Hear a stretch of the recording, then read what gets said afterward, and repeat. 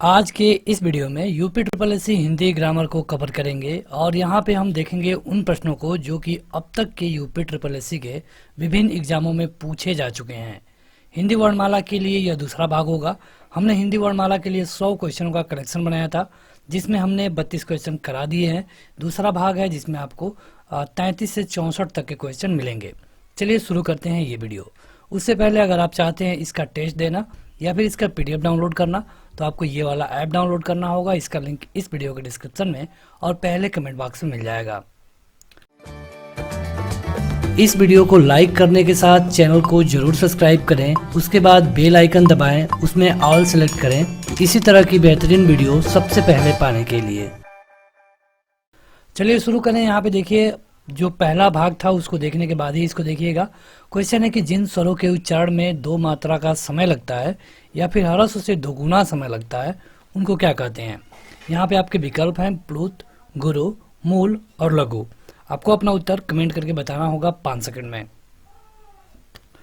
देखिए, यहाँ पे जो सबसे कम समय जिनमें लगता है उनको हम कहते हैं ह्रस्व स्वर, ठीक। लेकिन अगर ह्रस्व से दोगुना की बात करें तो उनको हम कहते हैं गुरु। और ये कहें कि जिसपे सबसे अधिक समय लगता है तो उसको हम कहते हैं प्लुत। जैसे कि राम, तो यहाँ पे जो देर तक उच्चारण हो रहा है यहाँ पे प्लुत स्वर होगा। तो यहाँ पे इस क्वेश्चन के हिसाब से आपका ऑप्शन नंबर बी सही है। ये क्वेश्चन पूछा गया था कृषि प्राविधिक परीक्षा 15/2/2019 के एग्जाम में। अगला है कि जिस व्यंजन ध्वनि के उच्चारण के समय स्वर तंत्रियों में कंपन होता है, उच्चारण स्थान के आधार पर ध्वनियों के वर्गीकरण में उसका क्या स्थान है। आपके ऑप्शन है मूर्धन्य, वत्स, काकल्य और कंठ। इनको हम कहते हैं काकल्य। काकल्य बोलते हैं उनको जिनके उच्चारण में जो स्वर तंत्री हैं उनमें कंपन होता है। जैसे कि ह एक काकल्य वर्ण है। ये क्वेश्चन कृषि प्राविधिक भर्ती परीक्षा 15/2/2019 में पूछा गया था। निम्नलिखित में से किस शब्द में स्वर व्यंजन संबंध अशुद्धि नहीं है, मतलब किसमें अशुद्धि नहीं है ये आपको बताना है। ये कृषि प्राविधिक परीक्षा उसी दिन ये भी पूछा गया था। देखिए, यहाँ पे कहा गया है कि अशुद्धि नहीं है, तो इसमें आप देखेंगे तो आपका जो सही उत्तर है ये है ऊर्जस्वी। इसके अलावा जो और है उनमें सभी न किसी में अशुद्धि है। जैसे कि अगर आप सबसे पहले बात करें आरोग्य की, तो ये आरोग्य होता है, आरोग्य इस तरह लिखा जाता है। अगर आप ईसाई को देखेंगे तो ईसाई कुछ इस तरह लिखा जाता है। इसके अलावा अगर औसुतुक्य को देखेंगे तो ये उत्सुक है, यानी कि आपका जो विकल्प है ये सी वाला सही होगा। अगला है कि निम्न में से कौन सा शब्द स्वर का वर्गीकरण नहीं है। ऑप्शन है प्लुत, स्वर, संयुक्त और द्वितीय। तो ये होगा द्वितीय। देखिए, यहाँ पे वीडियो को हम जल्दी कवर करने की कोशिश करेंगे, लेकिन उससे पहले आप कमेंट करके बताते रहिए। कई चीज़ें होती हैं जो आपको अच्छे तरीके से समझना होगा। जैसे कि अगर हम ह्रस्व स्वर की बात करें तो ये 4 होता है, अ, छोटी ई, छोटा ऊ और रे। अगर दीर्घ स्वर की बात करेंगे तो दीर्घ स्वर में केवल 3 होता है, आ, बड़ी ई और बड़ा ऊ। अगर हम संयुक्त स्वर की बात करेंगे, केवल स्वर में देख रहे हैं, तो संयुक्त स्वर में होगा ए, आए, ओ और औ, ठीक। तो यहाँ पे ये कहा गया था कि कौन है जो कि स्वर का वर्गीकरण नहीं है, तो ये है द्वित्व। अगला है कि निम्नलिखित में से कौन सा मूल दीर्घ स्वर नहीं है। अभी हमने इसमें बताया है दीर्घ में बस 3 होता है, बड़ा आ, ई और बड़ा ऊ। तो इनमें कौन नहीं है, तो ये होगा ओ वाला। ओ वाला दीर्घ नहीं है, ये आता है संयुक्त स्वर में। संयुक्त स्वर में ओ वाला आता है। ये क्वेश्चन बहुत बार पूछा गया है। अगला है कि हिंदी में ध्वनियां कितने प्रकार की होती हैं।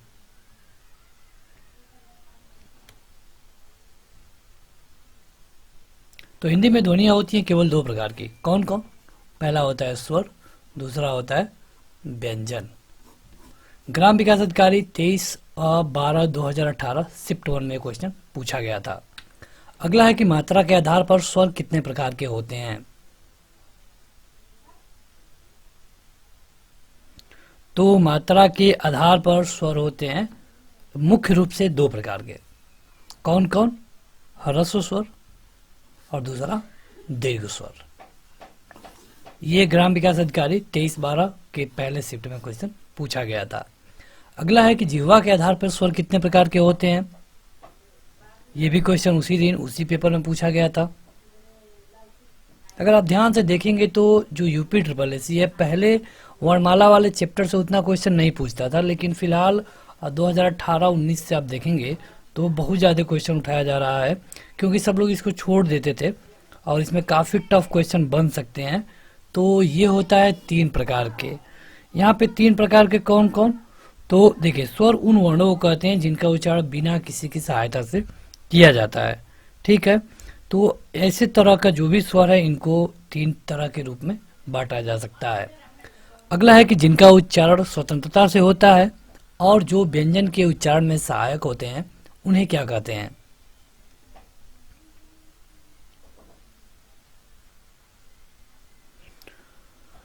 तो इन्हें कहा जाता है स्वर, सबको पता है, जिनका उच्चारण किसी की सहायता से ना हो जिनको हम स्वर कहते हैं।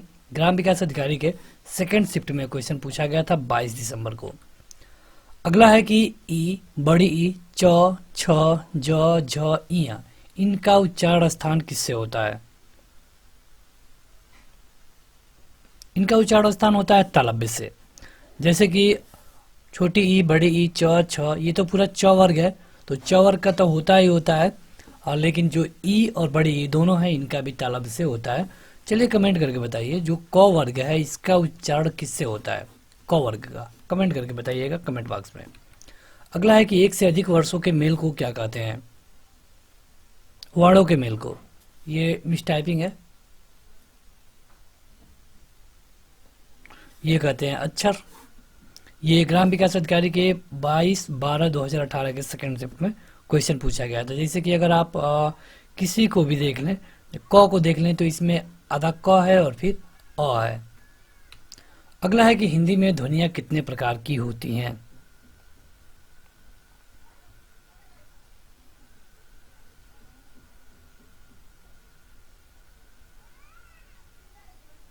तो ये होती हैं 2 तरह की, और 2 तरह की मतलब कौन कौन? स्वर और व्यंजन। अगला है कि निम्न में अंतस्थ व्यंजन कौन सा है।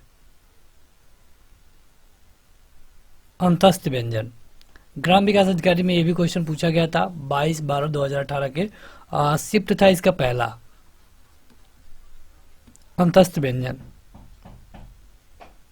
तो अंतस्थ व्यंजन में होता क्या है पहले तो ये जानिए, लेकिन इसमें अगर देखेंगे आप तो ये होगा व, य, र, ल, व, ये अंतस्थ व्यंजन होते हैं।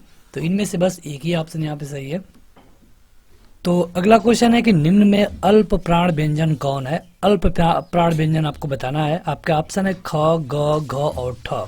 ये क्वेश्चन ग्राम विकास अधिकारी 22/12/2018 के पहले शिफ्ट में आया था। देखिए, अगर यहाँ पे देखा जाए अल्प प्राण के बारे में पूछा गया है, तो अल्प प्राण उन व्यंजनों को कहते हैं जिनके उच्चारण में मुख से कम हवा निकलती है। इसके लिए अगर आपको शॉर्ट ट्रिक जानना है तो ये जानिए कि प्रत्येक वर्ग का जो पहला वाला होता है, इसके अलावा तीसरा वाला होता है और 5वां वाला होता है। प्रत्येक वर्ग का, वर्ग कहने का क्या मतलब है कि जैसे क वर्ग, च वर्ग, ट वर्ग, त वर्ग, प वर्ग, तो ये जो पूरा वर्ग है इसमें से पहला, तीसरा और 5वां ये होते हैं अल्प प्राण। महाप्राण किसको कहते हैं वो भी पूछा जाता है। तो महाप्राण होता है प्रत्येक वर्ग का दूसरा और चौथा, दूसरा और चौथा। अब आपको देखना है कि इसमें से कौन है जो कि किसी भी मतलब वर्ग का पहला, तीसरा या फिर 5वां हो, तो केवल है आपको मिलेगा ग। तो इसके लिए सही उत्तर होगा ग। अगला है कि निम्न में घोष वर्ण कौन सा है। ऑप्शन है ज, क, च और ट। ग्राम विकास अधिकारी के उसी दिन के उसी शिफ्ट में ये क्वेश्चन पूछा गया था। अब देख सकते हैं कि यूपी SSS पेपर को टफ करने के लिए किसका सहारा ले रहा है। तो उन चैप्टरों का जो लोग अभी तक, जिसको लोग कम वरीयता देते थे, जैसे कि तद्भव, तत्सम, इस तरह के चैप्टरों से ज़्यादा क्वेश्चन दिए जा रहे हैं। और यहाँ पे पूछा गया है घोष वर्ड, तो घोष कहिए या फिर इसको एक नए नाम से भी जाना जाता है सघोष। एक इसका उल्टा भी होता है अघोष। तो घोष कहिए या फिर सघोष कहिए, ये दोनों एक ही हैं। तो सघोष कहिए या फिर घोष, इसका मतलब ये है कि जिन वर्णों के उच्चारण में स्वर तंत्रियों में कंपन उत्पन्न होता है उन्हें हम कहते हैं सघोष।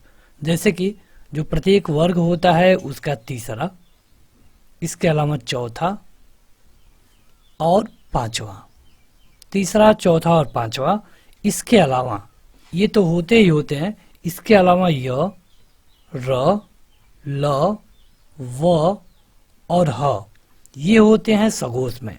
यानी कि अगर आप इसमें विकल्पों में देखेंगे तो आपका जो सही उत्तर होगा ये होगा ज, क्योंकि ज च वर्ग में पड़ता है, च, छ और ज, और ये तीसरा है, ये पहला, दूसरा और तीसरा। हमने कहा था कि तीसरा, चौथा या पांचवा या फिर य, र, ल, व, ह इसमें से कोई हो तो ये घोष वर्ण में आएगा। अगला है कि निम्न में ओष्ठ वर्ण कौन सा है। ओष्ठ, ये भी ग्राम विकास अधिकारी के उसी पेपर में आया था, उसी शिफ्ट में। तो आपको पता ही होगा कि कंठ किसको कहते हैं, तालु किसको कहते हैं, फिर भी हम आपको एक बार रिवाइज करा दें। अब बात करें हम कंठ की, तो कंठ होता है पूरा पूरा क वर्ग, जैसे क, ख, ग, घ, अंग। इसके बाद से अ, आ, इसके अलावा ह और विसर्ग, ये सभी आते हैं कंठ में। अगर हम बात करें तालु की, तालु में आता है पूरा का पूरा च वर्ग, इसके अलावा छोटी ई, बड़ी ई, इसके अलावा य और बड़ा स, ये आता है तालु में। अब बात करें हम मूर्धा की, तो मूर्धा में आता है ट वर्ग, ट वर्ग के साथ री, और री के साथ आता है र, और इसके अलावा ये वाला स।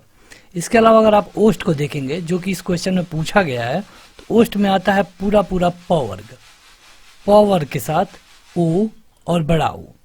इसके अलावा अगर आप नासिका को देख लें, जो कि कई बार पूछा गया है, तो नासिका में होता है सबका पांचवा वर्ण, मतलब कि अंग, अड़, इया, अड़, न, म। तो यहाँ पे पूछा गया था ओष्ठ का कौन सा है, तो आप खुद देख लीजिए, यहाँ पे आपका ये वाला इस विकल्प में मिल रहा है, यानी कि यही इसका उत्तर सही होगा। अगला है कि अर्ध विवृत स्वर कौन है।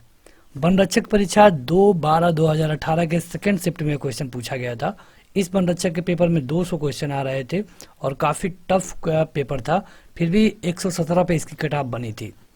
तो आगे आने वाला जो भी पेपर होगा, अगर 12th लेवल पे बात करें, तो वहां के लिए ये क्वेश्चन बेहद महत्वपूर्ण है। देखिए, विवृत पूछा गया है, तो विवृत के लिए आपका सही उत्तर होगा आय। विवृत के बारे में अगर आपको बताएं, तो ऐसे स्वर जिनका उच्चारण करने में मुख का पूरा द्वार खुलता है, ठीक, जैसे कि आ, ठीक है, ये होता है विवृत। लेकिन यहाँ कहा गया है अर्ध विवृत, तो अर्ध विवृत में क्या होता है कि ऐसे स्वर जिनके उच्चारण करने में मुख आधा खुलता है, जैसे कि अ, आए, आ और औ, तो ये होंगे अर्ध विवृत, जो कि यहाँ पे पूछा गया था। अगर विवृत पूछे तो विवृत में केवल आएगा आ। इसके अलावा एक संवृत्त भी होता है। संवृत्त में होता है कि जिनका उच्चारण करने में मुख का द्वार लगभग लगभग बंद रहता है, यानी कि ई, बड़ी ई, छोटा ऊ और बड़ा ऊ, तो ये होता है संवृत्त में। ये वीडियो देखने के बाद आपको यूपी ट्रिपल एससी की तैयारी के लिए कोई अलग से वीडियो नहीं देखनी पड़ेगी, क्योंकि सारे एक्स्ट्रा फैक्ट भी आपको बताया जा रहा है। अगला है कि जिनकी ध्वनि केवल मुख से निकलती है उनको हम क्या कहते हैं। तुरंत अपना उत्तर कमेंट करके बताया करिए। यहाँ पे आपके विकल्प हैं वृत्ताकार स्वर, संवृत्त स्वर, अनुनासिक स्वर और निरुनासिक स्वर।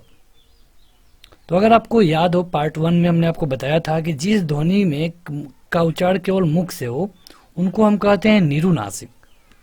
केवल मुंह, निरुनासिक, निरुनासिक, जैसे कि इसका है।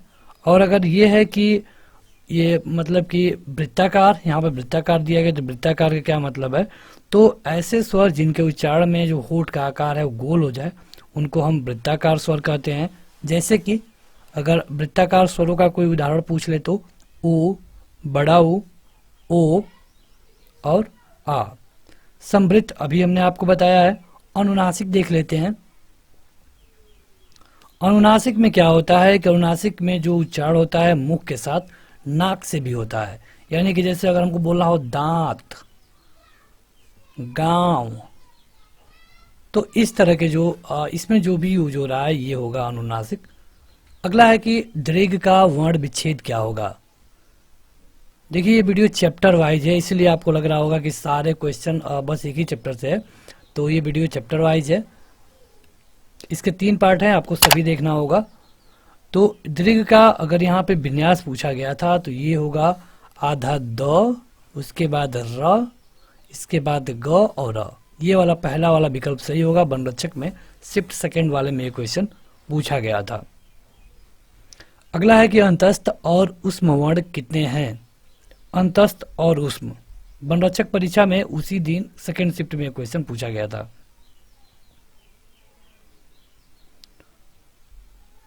तो देखिए इनकी संख्या अगर दोनों को मिला करके कहा गया है तो इनकी संख्या होती है 4 और इनकी संख्या भी होती है 4, यानी कि 4 और 4 कितना हो जाएगा 8। अब आप एक चीज हमें कमेंट करके बताइए। अंतस्थ हम बता देते हैं य, र, ल, व। आप कमेंट करके बताइए कि उष्म वर्ण में क्या क्या होता है।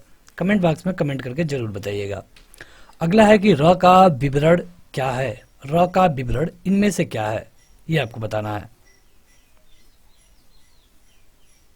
इनमें से र का विवरण क्या है ये आप बताइए। देखिए है वत्स, क्या है र।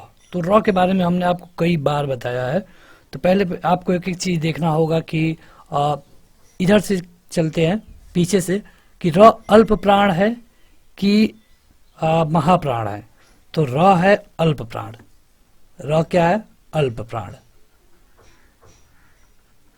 अब अल्प प्राण वाला देखिए कौन कौन सही है, तो या तो ये सही होगा नहीं तो ये सही होगा, ये ऑटोमेटिक गलत हो गया। अब देखिए कि र सघोष है कि अघोष है, क्योंकि यहाँ पे अघोष और सघोष 2 विकल्प हैं। तो जो र होता है ये सघोष होता है, यानी कि अब ये भी वाला गलती हो गया, यही वाला आपका सही होगा, यानी कि आपका पहला ऑप्शन सही होगा। र वत्य है, लुंठित है, सघोष है और अल्प प्राण व्यंजन है। बनरक्षक परीक्षा 2/12/2018 के सेकंड शिफ्ट में क्वेश्चन पूछा गया था। अगला है कि काकल्य वर्ण कौन सा है। काकल्य वर्ण कौन सा है ये आपको बताना है।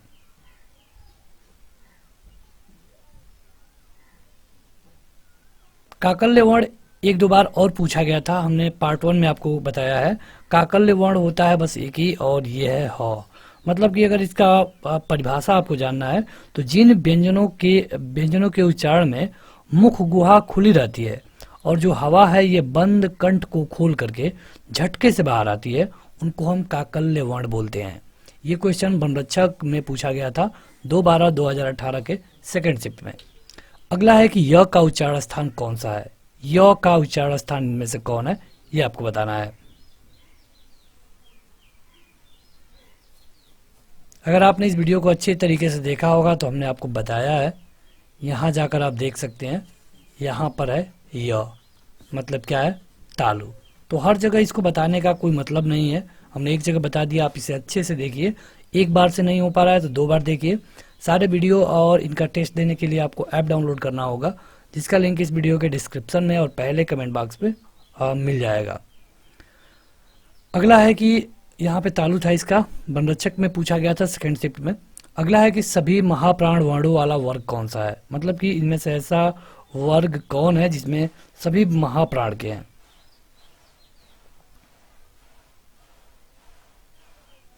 बनरक्षक परीक्षा के पहले शिफ्ट में उस दिन पूछा गया था। तो देखिए अगर आप बात करें अल्प प्राण की, तो अल्प प्राण में क्या होता है ये आपको याद होना चाहिए। अल्प प्राण में पहला, तीसरा और 5वां होता है, और महाप्राण में दूसरा और चौथा होता है। यानी इसमें अगर आप देखेंगे तो जो ख है ये दूसरा है, क्योंकि क, ख, ग यह दूसरा है, और छ है तो ये भी दूसरा है, च, छ, ठ है ये भी दूसरा है, ट, ठ, यानी ये सारे दूसरे हैं। और जो दूसरा वाला होता है ये महाप्राण होता है, यानी कि आपका पहला वाला विकल्प सही होगा। बनरक्षक परीक्षा 2/12/2018 के पहले शिफ्ट में क्वेश्चन पूछा गया था। अगला है कि सभी स्पर्श व्यंजन कौन से वर्ग में है। स्पर्श व्यंजन, स्पर्श या फिर स्पर्शी के नाम से इनको जाना जाता है। तो स्पर्शी व्यंजन यह जगह च होता है, इसके अलावा प होता है, द होता है। तो ये है सब सी वाले विकल्प में, क च प द, ये सभी स्पर्शी व्यंजन है। अगला है कि कंठ तालव्य कौन सा है। ये क्वेश्चन तो बहुत बार पूछा गया है और ये वनरक्षक के उसी दिन के पेपर में पहले शिफ्ट में क्वेश्चन पूछा गया था। अब देखेंगे कि जो भी 2018 के बाद पेपर हो रहे हैं उनसे इस चैप्टर से ज़्यादा क्वेश्चन पूछे जा रहे हैं। नॉर्मली सभी लोग इस चैप्टर को स्किप कर देते हैं। तो यहाँ पे ये होता है ए और आय। कंठ तालव्य ये दोनों वर्ण हैं और अगर आप उ और उ को देखेंगे तो इनका कंठ ओष्ठ होता है या फिर ओष्ठ होता है। तो यहाँ पे आपका सी वाला ऑप्शन सही होगा। अगला है कि स्पर्श व्यंजन कंठ ध्वनि, अघोष और महाप्राण ध्वनि कौन है। मतलब कौन है जो कि स्पर्श व्यंजन भी हो, कंठ भी हो, अघोष भी हो और महाप्राण भी हो।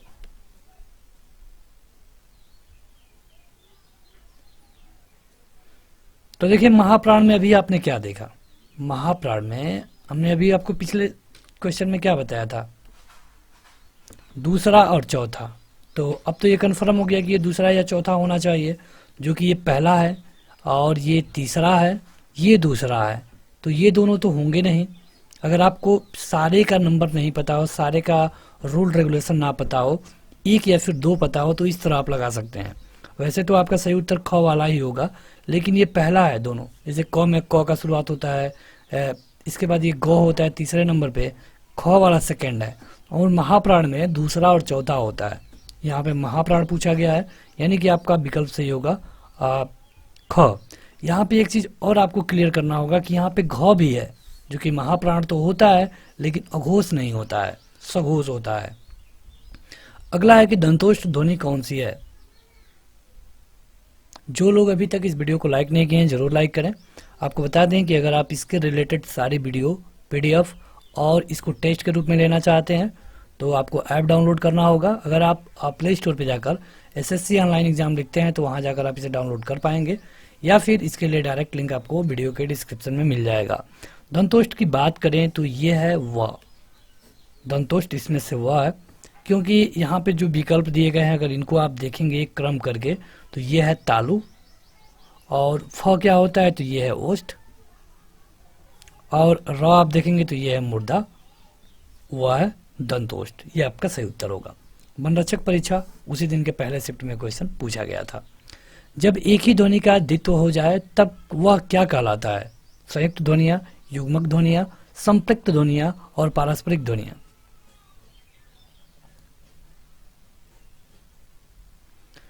तो कहा गया है कि द्वित्व हो जाए मतलब कि जुड़ जाए, यानी कि युग्म बन जाए, यानी कि होगी युग्मक ध्वनियां। अगला है कि निम्न में दीर्घ स्वर कौन सा है। यहाँ पे हम 5 सेकंड रुक रहे हैं ताकि आप अपना उत्तर कमेंट करके बताएंगे। अगर आपको ये वीडियो थोड़ी फास्ट देखनी है तो आप स्पीड बढ़ा सकते हैं, ये आपको पता है कहाँ से बढ़ाना है। तो यहाँ पे कहा गया है कि निम्न में से दीर्घ स्वर कौन सा है। तो दीर्घ में क्या होता है, तो दीर्घ में होता है जैसे कि आ, बड़ी ई और बड़ा ऊ, ये होता है दीर्घ में। अब देखिए इसमें से कोई विकल्प सही है तो ये वाला पहला सही होगा। एक बार रिपीट कर दें, अगर दीर्घ की बात करें तो आ, बड़े ई, ऊ, और अगर ह्रस्व की बात करें तो ह्रस्व में होता है 4, औ, ई, ऊ, छोटा वाला ऊ और रे, ये होता है ह्रस्व में। क्षेत्रीय युवा कल्याण परीक्षा 16/9/2018 में पहले शिफ्ट में क्वेश्चन पूछा गया था। अगला है कि निम्न में अंतस्थ व्यंजन कौन सा है। अंतस्थ मतलब कि क्या होता है, तुरंत अपना उत्तर कमेंट करके बताएं, बेहद आसान क्वेश्चन है। अंतस्थ माने क्या होता है, य, र, ल और व, इनमें से कोई भी विकल्प में मिल रहा है तो केवल ये मिल रहा है, ऑप्शन नंबर डी सही है। अगला है कि निम्न में से महाप्राण व्यंजन कौन से हैं।